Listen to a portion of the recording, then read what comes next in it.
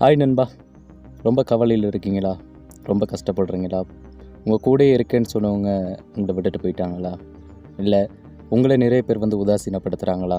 இப்படியெல்லாம் இருந்தால் ரொம்ப கவலைப்பட்டு அழுதுகிட்டு இருக்கீங்களா? ஏன் அழுகுறீங்க? ஒரு நிமிடம் யோசிச்சு பாருங்கள்.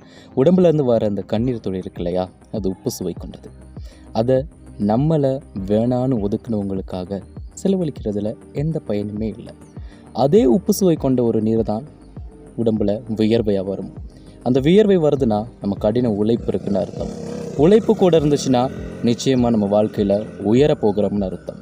எனவே மற்றவங்களுக்காக அந்த கண்ணீரை செலவிடுறதை விட முயற்சி செஞ்சு உழைத்து வியர்வையின் மூலம் வெற்றியை பெறுங்க. அப்போ தான் உங்களை உதாசீனப்படுத்துகிறவங்களும் சரி, இந்த இடத்துக்கு நீ லாயக்கே இல்லாதவன் சொன்னவங்களும் சரி, உங்களை விட்டு விலகி போனவங்களும் சரி, ஒரு நிமிடம் நீங்கள் டாப்பில் இருக்குல்ல, இவரை மிஸ் பண்ணிட்டோமே, இவரை இப்படி பண்ணிட்டோமேன்னு யோசிப்பாங்க. அப்படி யோசிக்க வச்சுட்டிங்கன்னா தான் நீங்கள் லைஃப்பில் சக்ஸஸ். ஓகே.